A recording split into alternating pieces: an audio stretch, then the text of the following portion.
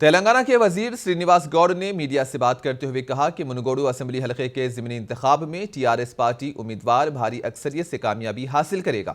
इन्होंने कहा कि तेलंगाना हुकूमत रियासत और अवाम की तरक्की के लिए मुख्तलिफ स्कीमात को अमल में ला रही है। तेलंगाना में अमल में लाई जाने वाली फलाही स्कीमात मुल्क भर में मिसाली हैं। श्रीनिवास गौड़ ने कहा कि बीजेपी मुल्क भर में जात पात और मजहब के नाम पर अवाम में तफरुका पैदा करते हुए वोट हासिल करने की कोशिश कर रही है। तेलंगाना और मुनुगोडु की अवाम बीजेपी के धोखे में नहीं आएंगे।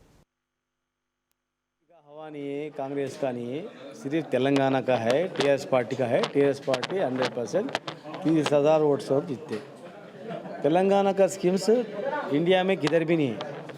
आज बीजेपी किसको क्या करा बोलना, कौन सा कम्युनिटी की क्या करा, ये देश में वो गड़बड़ करके कम्युनल फीलिंग लाके उन लोगों का रूल करना बोल के देख रही।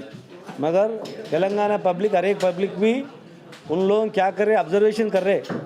कर्नाटका में कुछ भी नहीं है, वो पानी नहीं है, वो करंट नहीं है और रैतु बंद नहीं है। तेलंगाना का स्कीम्स किधर भी नहीं, किधर बीजेपी रूलिंग में है उसमें कोई एक स्कीम ही नहीं है।